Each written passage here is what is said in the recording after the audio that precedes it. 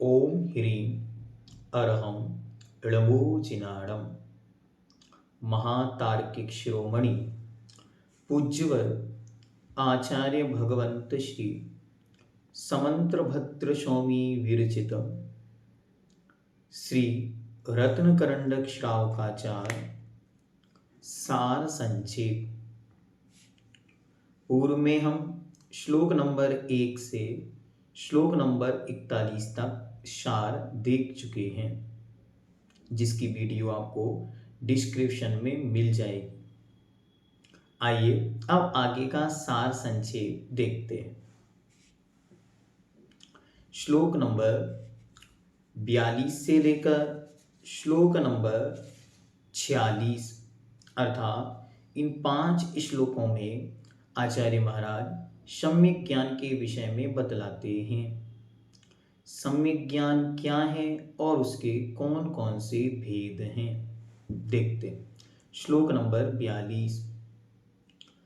जो वस्तु जिस रूप में है यथावस्थित वस्तु स्वरूप को, वस्तु के व्यक्तित्व को न्यूनता से रहित और अधिकता से रहित, जो वस्तु जिस रूप है उसे उतना ही जानना, उससे अधिक नहीं और कम नहीं, ऐसा संदेह से रहित वस्तु के स्वरूप को यथार्थ रूप में जानना सम्यक ज्ञान है। मतलब जो जिस रूप में है उसे उस रूप में जानने का नाम सम्यक ज्ञान है। रत्नकरंडक श्रावकाचार्य में सम्यक ज्ञान के मुख्यतः 4 भेद किए। पहला प्रथमानि योग, करणानि योग, चरणानि योग, द्रव्यानि योग। तो सबसे पहले श्लोक नंबर 43, प्रथमानि योग किसे कहते हैं? तो प्रथम अनुयोग, पहले अनुयोग का नाम ही प्रथमानि योग है। जिस ग्रंथ में चारों पुरुषार्थ, किसी एक महापुरुष के चरित्र और 63 सलाखा पुरुषों के जीवन का वर्णन है, उन कथा चरित्र ग्रंथों, पुराण ग्रंथों को प्रथमानुयोग कहते हैं।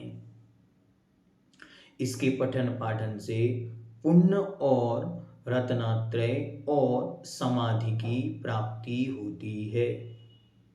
प्रथमानुयोग के कौन कौन से ग्रंथ मुख्य रूप से हैं? तो आदि पुराण, हरिवंश पुराण, उत्तर पुराण, प्रद्युम्न चरित्र, श्रेणिक चरित्र आदि। जितने भी ग्रंथों के नाम के साथ पुराण या चरित्र शब्द लगा है, वे सारे के सारे ग्रंथ प्रथमानुयोग के हैं। दूसरे नंबर पे आता है करणानुयोग। करण का अर्थ यहाँ पे होता है गणित, या कर्ण का अर्थ होता है परिणाम। तो जितनी भी गणित संबंधी ग्रंथ हैं, जितनी भी परिणामों को बतलाने वाले ग्रंथ हैं, वे करणानुयोग के ग्रंथ हैं। डेफिनेशन क्या है? तो कहते हैं जो शास्त्र लोक अलोक के विभाग को, उत्सर्पणी और अवसर्पणी के काल के परिवर्तन को तथा चारों गतियों का जैसा स्वरूप है वैसा बतलाते हैं, उसे करणानुयोग कहते हैं। करणानुयोग के शास्त्र कौन कौन से हैं? तो त्रिलोक सार, जिसमें तीनों लोकों का वर्णन है, त्रिलोय पण्णति, लोकानुयोग आदि शास्त्र करणानुयोग के शास्त्र हैं। अब चरणानुयोग क्या है? तो चरण मतलब होता है आचरण। तो जिनमें आचरण संबंधी बातें लिखी हुई हैं उसे कहते हैं चरणानुयोग। तो गृहस्थों और ग्रह त्यागी मुनियों के चरित्र की उत्पत्ति, उसके विकास और उसकी रक्षा का वर्णन जिन ग्रंथों में किया गया है उन्हें चरणानुयोग कहते हैं। जैसे मूलाचार्य जी अनगार धर्मामृत, सागार धर्मामृत, पुरुषार्थ सिद्धि उपाय और यह स्वयं ग्रंथ रत्नकरंडक श्रावकाचार, जितने ग्रंथों में पीछे आचार शब्द आता है या श्रावकाचार आता है, वे सारे ग्रंथ चरणानी योग के हैं। चौथे नंबर पर है द्रव्यानी योग। जो द्रव्य मतलब जो आपको अच्छी तरह पहले बतलाए गए हैं 6 प्रकार के द्रव्य, उनकी कथन की जो मुख्यता जिनमें है वो कहलाता है द्रव्यानी योग। डेफिनेशन क्या है? तो जो जीव और अजीव तत्व को, पुण्य और पाप को, बंध और मोक्ष को, और इनके कारण स्वरूप आश्रम और बंध को, संवर और निर्जरा को बतलाने वाला ग्रंथ है, उसका नाम द्रव्यानी योग है। और द्रव्यानी योग के ग्रंथ कौन कौन से हैं? तो द्रव्यानी योग के ग्रंथ हैं सठखंडागम, कषाय पाहुड़, गौमठ सार, द्रव्य संग्रह, समय सार आदि।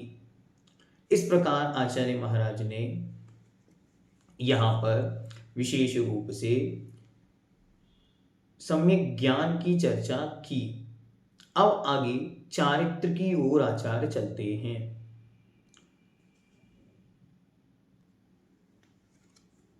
अब आगे चारित्र कौन धारण करता है? श्लोक नंबर 47। तो कहते हैं कि जिस प्रकार बादल के हट जाने पर धूप और प्रकाश होता है, उसी प्रकार दर्शन मोहिनी कर्म के उपशम, क्षय या क्षयोपशम होने से सम्यक दर्शन और सम्यक ज्ञान एक साथ उत्पन्न होते हैं। जिसके ये दोनों प्रकट हो गए हैं, ऐसा भव्य जीव राग द्वेष को दूर करने के लिए चारित्र को धारण करता है। मतलब दर्शन मोहिनी नाम का जो कर्म है, जब वो शांत हो अथवा नष्ट हो जाए, तब उस जीव को सम्यक दर्शन और सम्यक ज्ञान की प्राप्ति होती है। जिसको सम्यक दर्शन और सम्यक ज्ञान है, ऐसा जीव राग द्वेष को दूर करने के लिए चारित्र को धारण करे अथवा करता है। राग द्वेष की निर्वृत्ति से ही चारित्र की उत्पत्ति है। श्लोक नंबर 48। आचार्य कहते हैं कि ये पांचों प्रकार के जो पाप है वो व्यक्ति क्यों करता है? तो पांचों प्रकार के पाप व्यक्ति करता है केवल और केवल राग द्वेष के कारण। यदि राग द्वेष नहीं तो फिर किसी भी रूप में उसे आवश्यकता ही नहीं इन पांचों पापों की। उदाहरण देते हैं अनपेक्षितार्थ वृत्ति। अरे जब किसी को राजा से कोई अपेक्षा ही ना हो तो क्या वह उस राजा की सेवा करेगा? जिसको पैसा आदि चाहिए ही नहीं, वो क्यों राजा की सेवा करेगा? तो कहते हैं नहीं नहीं, वो राजा की बिल्कुल भी सेवा नहीं करता। वैसे ही जिनकी राग द्वेष नहीं है वे पांचों पाप नहीं करते, इसलिए राग द्वेष की निवृत्ति के लिए पांचों पापों का त्याग रूप व्रतों का धारण करना अनिवार्य है। चारित्र किसे कहते हैं? तो जो पापों के लिए स्थानभूत हैं, ऐसे हिंसा, झूठ, चोरी, कुशील और परिग्रह, पांचों पापों को अच्छी तरह छोड़ देने का नाम चारित्र है। अच्छी तरह ध्यान रखें, डेफिनेशन क्या बनी? चारित्र की डेफिनेशन हिंसा, झूठ, चोरी, कुशील और परिग्रह। इन पांचों पापों से विरक्त होना, दूर होना, अलग होना, इसका नाम चारित्र है। अब चारित्र कितनी प्रकार का है? तो कहते हैं सामान्य से चारित्र दो प्रकार का है। एक सकल चारित्र जो मुनियों के होता है, और दूसरा विकल चारित्र जो श्रावकों के या ग्रस्तों के होता है। अब क्योंकि यह जो ग्रंथ है वो श्रावकाचार है, श्रावक के आचरण को बतलाने वाला है, इसीलिए इस ग्रंथ में श्रावकाचार्य की मुख्यता है। तो सकल चारित्र जो साधु के होता है, जो संपूर्ण परिग्रह से रहते हैं। दूसरा है विकल चारित्र जो मुनियों के होता है। पहला सकल चारित्र जो संपूर्ण परिग्रह से रहित मुनियों के होता है। दूसरा विकल चारित्र जो गृहस्थों के श्रावकों के होता है। अब ये श्रावकाचार होने से यहाँ विकल चारित्र की चर्चा प्रारंभ करते। विकल चारित्र क्या है? तो कहते हैं 5 प्रकार के अनुव्रत, 3 प्रकार के गुणव्रत और 4 प्रकार के शिक्षा व्रत, इन 12 व्रत रूप जो आचरण है उसका नाम ही यहाँ पर विकल चारित्र है। अर्थात गृहस्थों के 3 प्रकार का मुख्य रूप से व्रत होते हैं। वे ही व्रत टोटल 12 व्रत बन जाते हैं। इनको आपको याद करना है। पहले 5 अनुव्रत, फिर 3 गुणव्रत, फिर 4 शिक्षा व्रत, टोटल हुए 12 व्रत। ये 12 व्रतों का वर्णन ही उज्ज्वल आगे इस ग्रंथ में करेंगे।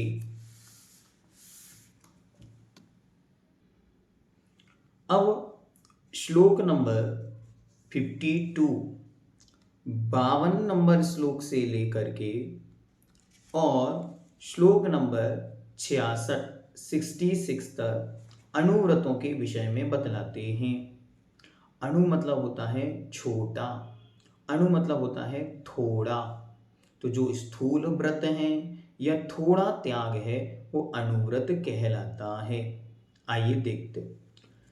हिंसा, झूठ, चोरी, कुशील और परिग्रह, इन 5 पापों से स्थूल रूप से छोड़ना, त्याग करने का नाम अनुव्रत है। अनुव्रत कैसे होता है? तो जो मन वचन काय कृतकारित अनुमोदना से त्रस्त जीवों को नहीं मारता।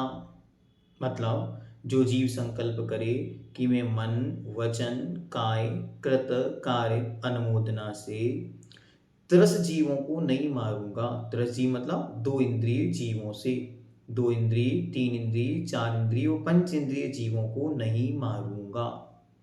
इस जीव के स्थावर हिंसा मतलब 1 इंद्रिय जीव की हिंसा का त्याग नहीं होता। ये कहलाते हैं अहिंसानुव्रति। तो मन वचन काय से जानबूझकर हिंसा ना तो करता है, ना करवाता है और ना ही करने वालों की अनुमोदना करता है। इन्होंने बहुत अच्छा कार्य किया, एक लक्षण दिया, उसके बाद उसके अतिचार 5 बतलाए। अतिचार मतलब दोष, उस व्रत में लगने वाले दोष। तो क्रमशः 5 दोष कौन कौन से हैं? तो पहला है अंग छेदन, दूसरा है बंधन मतलब बांधना, तीसरा पीड़न मतलब पीड़ा पहुंचाना, फिर अधिक बोझा ढोना और फिर भोजन पानी को रोकना। छेदन, बंधन, पीड़न, अतिभारारोपणम और आहार वारण, भोजन पानी नहीं देना। फिर आता है सत्यानुव्रत। सत्यानुव्रत क्या है? तो अच्छी तरह जो जीव दूसरों का या अन्य किसी का वध आदि होने लगे, ऐसे स्थूल झूठ को ना तो स्वयं बोलना, ना दूसरों से बुलवाना और ना ही अनुमोदना करना। ऐसा कोई भी झूठ जिससे किसी के प्राण की स्थिति बिगड़ जाए, ऐसे वचनों को नहीं बोलना। ये सत्यानुव्रत है। सत्यानुव्रत के भी 5 अतिचार अथवा दोष होते हैं। कौन कौन से? तो पहला परिवाद। परिवाद मतलब मिथ्योपदेश, झूठा उपदेश देना। दूसरा रहोव्याख्या। रहोव्याख्या मतलब रहस्य का उद्घाटन करना, गोपनीय बातों को बतलाना। तीसरा पैशून्यम। पैशून्यम मतलब चुगली। चौथा कूट लेखकरण, जाली दस्तावेज, नकली साइन आदि करना। फिर न्यासापहार। न्यास मतलब होता है धरोहर, किसी की रखी हुई वस्तु को, गिरवी रखी हुई वस्तु को हड़प लेना। फिर आगे आता है अचौर्यानुव्रत। अच्छी तरह देखें, 5 पाप हैं: हिंसा, झूठ, चोरी, कुशील, परिग्रह। और पांचों को छोड़ना ही 5 अनुव्रत हुए। तो हिंसा को छोड़ना अहिंसानुव्रत, असत्य झूठ को छोड़ना सत्यानुव्रत, चोरी को छोड़ना अचौर्यानुव्रत, और अब्रह्म को छोड़ना ब्रह्मचर्यानुव्रत, और परिग्रह को छोड़ना परिग्रह परमाणुव्रत। अब अचौर्यानुव्रत क्या है? तो दूसरों की भूली हुई, रखी हुई या पड़ी हुई वस्तु को लेना या दूसरे को देना, ये कहलाती है चोरी। तो दूसरों की पड़ी हुई, भूली हुई, रखी हुई, गिरी हुई वस्तु को ना तो स्वयं लेना और ना ही किसी दूसरे को देना, इसका नाम है अचौर्यानुव्रत। अचौर्यानुव्रत में भी 5 अतिचार होते हैं। पहला चोर प्रयोग। चौर प्रयोग मतलब चोरी के काम स्वयं करना अथवा दूसरों को उसके विषय में सिखाना। दूसरा चौरार्था। चौरार्था मतलब चौरार्था दान, मतलब चोरी कर लाई गई वस्तु को ले लेना। तीसरा विलोप। विलोप मतलब जो सरकारी कानून आदि के हैं उनके अनुसार नहीं चलना, टैक्स की चोरी करना। फिर चौथे नंबर पर है सदृश सन्मिश्रा। सदृश मतलब एक से दिखने वाली वस्तुओं को सम्मिश्रा मिला देना, जैसे काली मिर्ची में पपीते के बीज मिला देना। फिर हीनादिक विनिमानम, अर्थात कम वजन, जब लें किसी वस्तु को तो ज्यादा वस्तु ले लें और जब दें किसी को तो कम वस्तु का देना, ये कहलाता है हीनादिक विनिमानम। इसके बाद आता है चौथे नंबर पर ब्रह्मचर्यानुव्रत। पाप के भय से पर नारी अथवा पर पुरुष का ना तो स्वयं सेवन करना, ना अन्य को करने की प्रेरणा देना और ना ही करने वालों की अनुमोदना करना, इसका नाम है ब्रह्मचर्यानुव्रत। इसके 2 अन्य नाम भी हैं, वो भी आपको याद रखने। एक और नाम है परदार निवृत्ति। परदार निवृत्ति मतलब पर मतलब होती है दूसरे की, दार मतलब स्त्री, निवृत्ति मतलब छोड़ना, दूसरों की स्त्री को छोड़ना या दूसरों की स्त्री का त्याग। इसका दूसरा नाम है स्वदार संतोष व्रत। स्व मतलब अपनी, दार मतलब स्त्री में, संतोष को धारण करना। और तीसरा नाम है ब्रह्मचर्य अनुव्रत। इसके भी 5 अतिचार होते हैं। पहला अन्य विवाह करना, दूसरे का विवाह कराना। जो अपने अधीन हैं उनको छोड़कर अन्य के विवाह की अनुमोदना नहीं करना। फिर अनंग कीड़ा, जो काम सेवन के अंग हैं उसके अलावा अन्य अंगों से काम सेवन नहीं करना। क्या करना यहाँ पे 2 स्वरूप में है, नहीं करना मतलब उससे बचना। इसके बाद आया बिटप। बिटप मतलब क्या होता है? बिटप मतलब होता है शब्द तथा शरीरों से कुचेष्टा करना। फिर विपुल तृषा मतलब काम भोग की अधिक लालसा होना। फिर इत्वरिका गमन मतलब जिसका आचरण ठीक नहीं है, ऐसे स्त्री पुरुष के साथ उठना बैठना करना। और अंतिम अनुव्रत है परिग्रह परिमाणु व्रत, अर्थात परिग्रह का परिमाण करना, लिमिटेशन करना। क्षेत्र अर्थात खेत, वास्तु मतलब मकान, हिरण्य मतलब रुपया पैसा, स्वर्ण मतलब सोना, चांदी धन अर्थात गाय घोड़ा आदि, धान्य अर्थात अनाज आदि, दासी नौकर नौकरानी, दास कुप्प मतलब वस्त्र कपड़े, भांड मतलब बर्तन। इन 10 प्रकार के परिग्रहों में मैं इसे इतना रखूंगा और मैं अमुक वस्तु को इतना रखूंगा, ऐसा परिमाण लिमिटेशन करना। और इससे अधिक नहीं रखूंगा, इसका नाम परिग्रह परमाणु व्रत है। इसके भी 5 अतिचार होते हैं। पहला, अति वाहन, मतलब बहुत अधिक वाहनों को रखना। फिर अति संग्रह, आवश्यकता से अधिक वस्तु को रखना। तीसरा, अति विस्मय, बहुत अधिक आश्चर्य करना, ओहो इतनी संपत्ति आदि। फिर अति लोभ, बहुत अधिक लोभ करना। फिर अति भार वहन, अपनी आवश्यकता से अधिक बोझा को धारण करना, अर्थात घोड़े आदि के माध्यम से अधिक मात्रा में किसी वस्तु को ले जाना, अपनी योग्यता, क्षमता और मर्यादा से अधिक लादना। अब अनुव्रत धारण करने का क्या फल है?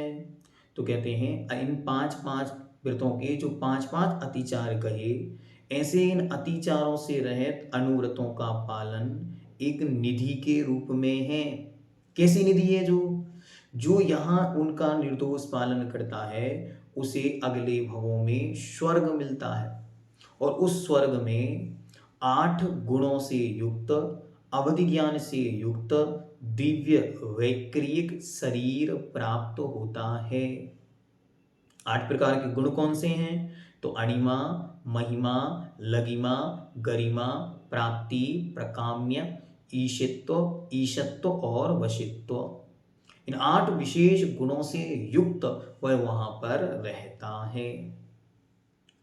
अब आगे कहते हैं श्लोक नंबर 64, अनुव्रतधारियों में प्रसिद्ध कौन हुआ? तो कहते हैं अहिंसानुव्रत में यमपाल नाम का चांडाल, फिर सत्यानुव्रत में धनदेव, अचौर्यानुव्रत में बारिसेन, ब्रह्मचर्यानुव्रत में नीली और परिग्रह परमानुव्रत में राजपुत्र जयकुमार। अच्छी तरह याद रखें, ये आपको बार बार पूछने में आ सकते हैं। अहिंसानुव्रत में चांडाल, सत्यानुव्रत में धनदेव, अचौर्यानुव्रत में बारिशेन, ब्रह्मचर्य व्रत में नीली और परिग्रह परमानुव्रत में जयकुमार। और ऐसे भी कुछ जीव हैं जो इन 5 पापों में हमेशा लगे रहे। हाँ, ऐसे भी कुछ जीव हैं जो इन 5 पापों में कुख्यात हुए हैं। तो हिंसा में धनश्री, झूठ में सत्यघोष, चोरी में अप्सर नाम का तपस्वी, अब्रह्म में यमदंड नाम का कोतवाल, और परिग्रह में लुब्धदत्त नामक वैश्य, जिसे श्रमशु नवनीत कहते हैं। शावक के 8 मूल गुण कौन से हैं? तो मध्य, मांस, मधु।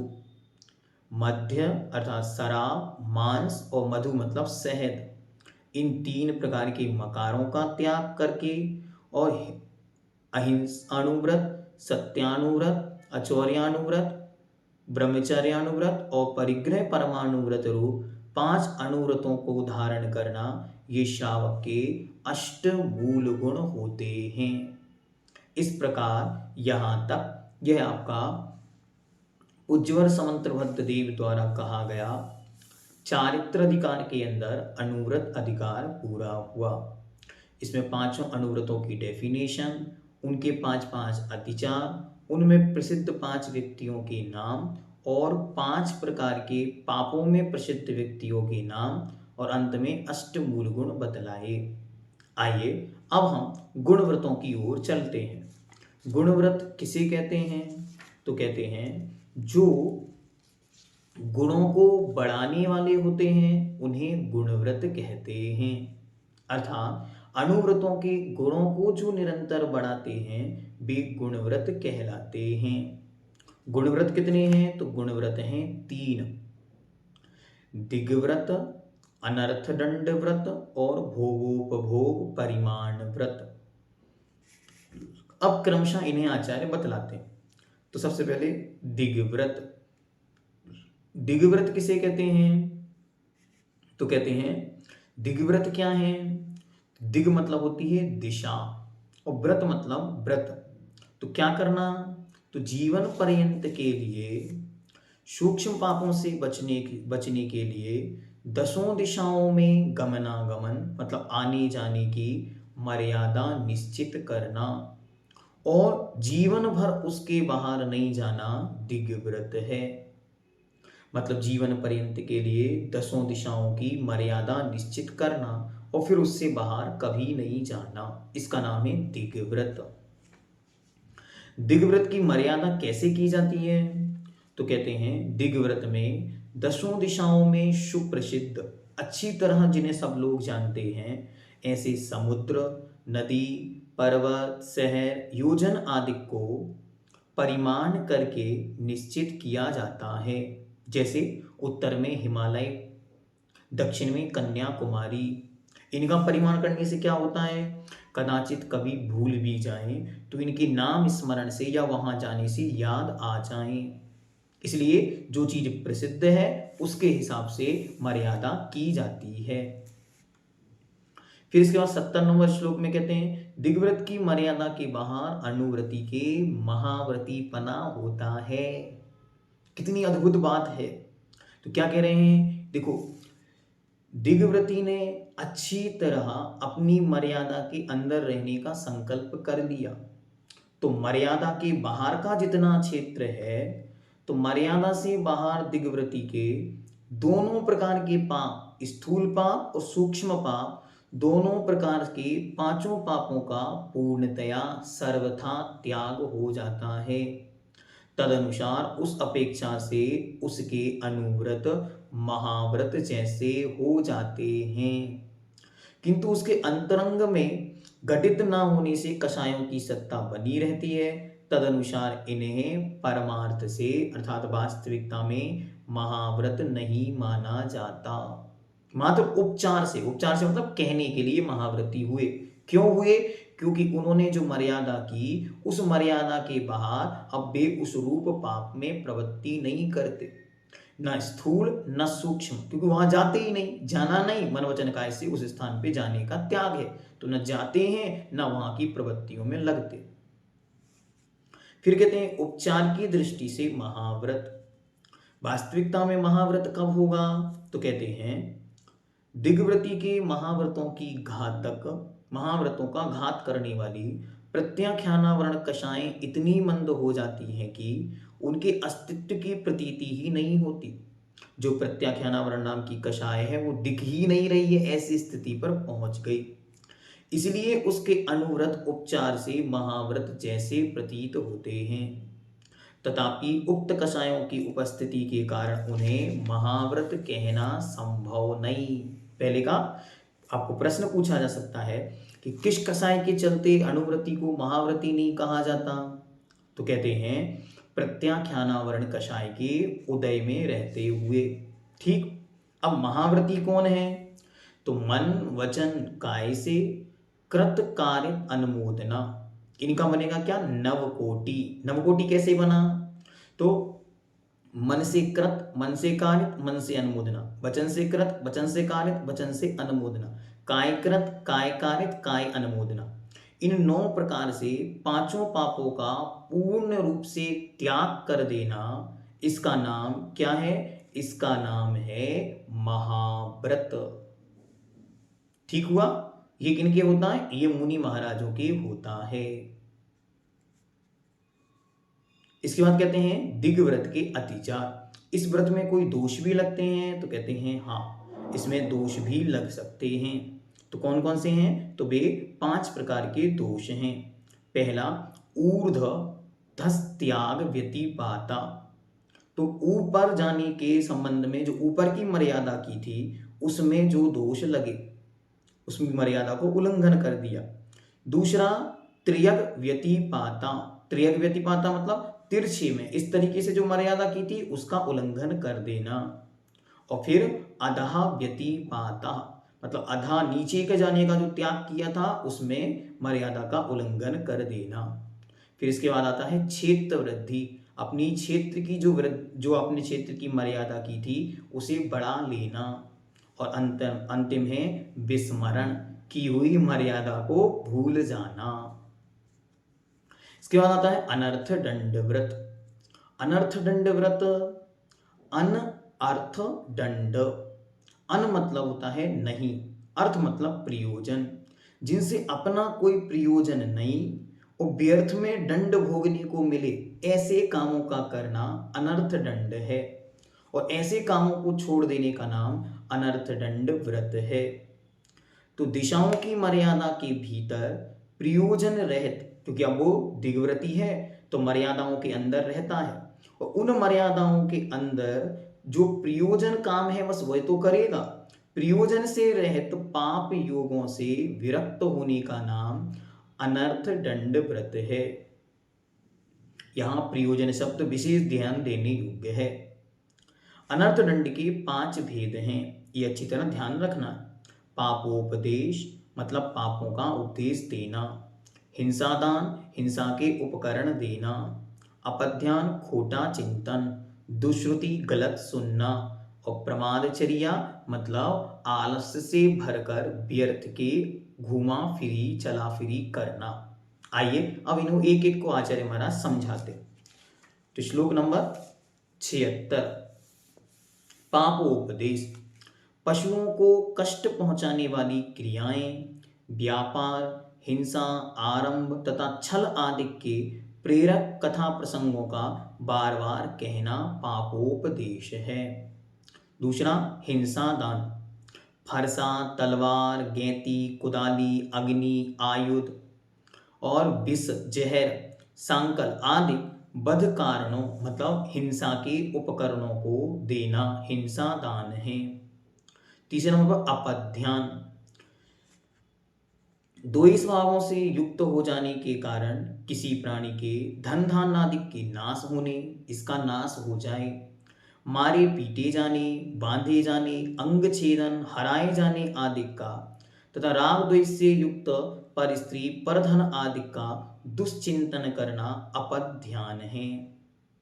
फिर आगे दुश्रुति, चौथे नंबर पर दुश्रुति मतलब खोटा सुनना। तो आरंभ, परिग्रह, मिथ्यात्व, राग, द्वेष, मद और विषय भोग से चित्त को मलिन करने वाले शास्त्रों को सुनना, गीत, संगीत, फिल्म आदि को सुनना देखना। फिर प्रमादचर्या, प्रमादचर्या क्या है? बिना किसी प्रयोजन के जमीन को खोदना, पानी बहाना, बिना प्रयोजन के अग्नि जलाना, हवा करना, फूल पत्ती वनस्पति आदि को तोड़ना और व्यर्थ में यहाँ वहाँ घूमना अथवा दूसरे को घुमाना, इसका नाम है प्रमादचर्या। इसमें वे सब काम नहीं करने जिन कामों का उस व्रती को कोई प्रयोजन नहीं, जिनकी उसे आवश्यकता है ऐसे कार्य तो करे, और जिनकी उसे कोई आवश्यकता नहीं होती ऐसे कोई भी कार्य व्रती ना करे। अब इस अनर्थ दंड व्रत के 5 अतिचार हैं। पहला कंदर्प, कंदर्प मतलब अशिष्ट वचन बोलना। दूसरा कौतकुच्च मतलब शरीर से कुचेष्टा गलत हरकतें करना। मौखर्य मतलब बहुत अधिक बोलना, व्यर्थ की बातें करना। फिर अति प्रसादनम, अति प्रसादनम मतलब भोग की सामग्री को बहुत ज्यादा संग्रहित करना। फिर इसके बाद असमीक्षाधिकरण, असमीक्षाधिकरण मतलब बिना मतलब के काम करना, जो काम व्रती के योग्य नहीं ऐसे काम व्रती ना करे। इसके बाद अंतिम तीसरे नंबर का गुण व्रत है भोगोपभोग परिमाण व्रत। भोग क्या है? भोग जो एक बार भोगने में आए, और उपभोग क्या है? जो बार बार भोगने में आए। तो जो एक बार भोगने में आता है या जो बार बार भोगने में आता है, ऐसी वस्तुओं का परिमाण मतलब लिमिटेशन करना, इसे बोलते हैं भोगोपभोग परिमाण व्रत। कैसे करना तो बतलाते। राग के उद्रेक से होने वाली आसक्ति को घटाने के लिए पहले उसने परिग्रह परिमाण तो कर ही लिया था। उस परिग्रह परिमाण के अंतर्गत रोजवा रोज के काम में आने वाले इंद्रियों के विषयों को निर्धारित समय तक या जीवन पर्यंत तक मैं इसे इतना या इतनी रखूंगा, इस प्रकार का निश्चित परिमाण करना भोगोपभोग परिमाण व्रत है। ये रोज भी किया जाता है, 7 दिन के हिसाब से भी करते हैं, 15 दिन, 10 लक्षण, महीने भर, चातुर्मास, इस प्रकार से ये चलता है। अब भोग परिभोग क्या है? तो जो बार बार भोगने में आता है वह उपभोग है, जैसे कपड़ा, गहने और अलग अलग वस्तुएं। जो वस्तु एक बार भोगने में आए वो कहलाती है भोग, जैसे भोजन, फूल, माला आदि। अब मकारों के त्याग का उपदेश बतलाते, ये विशेष बात बीच में रखी आचार्य ने। तो कहते हैं कि जो मद्य, मांस और मधु मतलब शराब, शहद और मांस है, ये साक्षात त्रस जीवों का निवास स्थान है, इसलिए ये जीवन पर्यंत के लिए छोड़ देने योग्य है। और जो शराब है वो निरंतर प्रमाद को बढ़ाती है, इससे जीव अपनी वास्तविक स्थिति को भूल जाता है, इसलिए वह व्रतों के लिए तो महान हानिकारक है। यद्यपि सामान्य व्यक्ति को छोड़ने के लिए कहा है, लेकिन यहाँ आचार्य ने विशेष रूप से उस बात को हम सबके सामने रखा है। आगे कहते हैं 85 नंबर श्लोक में कहते हैं, भोगो भोग परिमाण में त्याज्य वस्तुएं। किन किन वस्तुओं का तो पूर्ण रूप से त्याग करना है? तो कहते हैं अदरक, मूली, गाजर आदि जमीन कंद, मक्खन, नीम, केतकी आदि के फूल और भी अन्य जो वस्तुएं हैं जिनमें बहुत अधिक हिंसा है या त्रस हिंसा की बहुत अधिक बढ़ाने वाली हैं, उन सब वस्तुओं को पूर्ण रूप से छोड़ दे। व्रत किसे कहते हैं? तो भोगोपभोग के जो पदार्थ अनिष्ट हों उन्हें निर्वृत्ति का विषय बनाएं अथवा छोड़ देवें, तथा जो अनिष्ट ना होते हुए भी गृहीत हो मतलब गर्हित हो मतलब निंदित हो, उन्हें भी छोड़ें, क्योंकि योग संदर्भ में संकल्प पूर्वक जो विरक्ति होती है वह व्रत कहलाती है। जो अभिप्राय है उसके निमित्त से जो संकल्प लिया जाता है उसका नाम व्रत है। तो अच्छी तरह जो चीजें अनिष्ट हैं वे भी छोड़नी है और जो चीजें लोक में निंदित हैं वे भी छोड़ देनी हैं। अब दो शब्द आते हैं, एक यम और एक नियम। ये क्या है? तो यम का मतलब होता है किसी चीज का जीवन भर के लिए संकल्प करना। मैं आज से जीवन पर्यंत के लिए रात्रि भोजन का त्याग करता हूं, ये आपका यम हुआ। और नियम, मैं 7 दिन के लिए रात्रि भोजन का त्याग करता हूं, 1 महीने के लिए, 1 साल के लिए, ये कहलाता है नियम।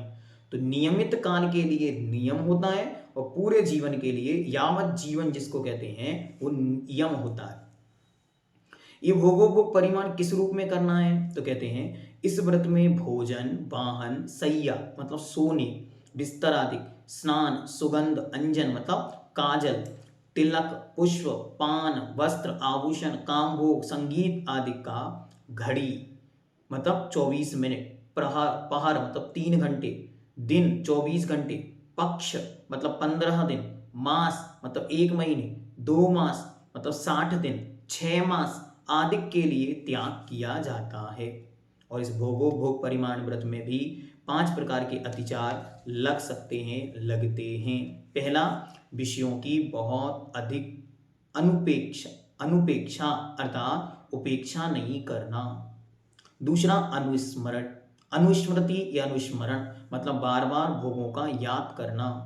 तीसरा, अतिलोल मतलब विषयों में अति लंपटता होना। फिर अति तृषानुभव अर्थात भोगों का बहुत अधिक अनुभव करना तथा वर्तमान भोगों में बहुत अधिक आसक्ति रखना। पहला अनुपेक्षा, दूसरा अनुस्मृति, तीसरा अतिलोल, फिर अति तृषा और अति अनुभव। इस प्रकार यह अनुव्रत अधिकार आपका पूर्ण हुआ। 3 प्रकार गुणव्रत अधिकार पूर्ण हुआ। गुणव्रत के सामान्य से 3 भेद बतलाए, दिग्व्रत, अनर्थदंड व्रत और भोगोपभोग परिमाण व्रत। आगे शिक्षा व्रत, प्रतिमाएं और संलेखना, इन विषयों को आचार्य क्रमशः रखेंगे, हम उन्हें क्रमशः देखेंगे। यहाँ तक आपके 90 श्लोक पूर्ण हुए। जैनम जयतु शासनम। यदि आपको वीडियो उपयोगी लगे तो अच्छी तरह कमेंट में हमें जरूर बतलाएं। और इनकी संस्कृत रिकॉर्डेड वीडियो भी आपको इसी वीडियो के डिस्क्रिप्शन में मिल जाएंगे। जो उससे पढ़ना चाहें तो वो अवश्य पढ़ें।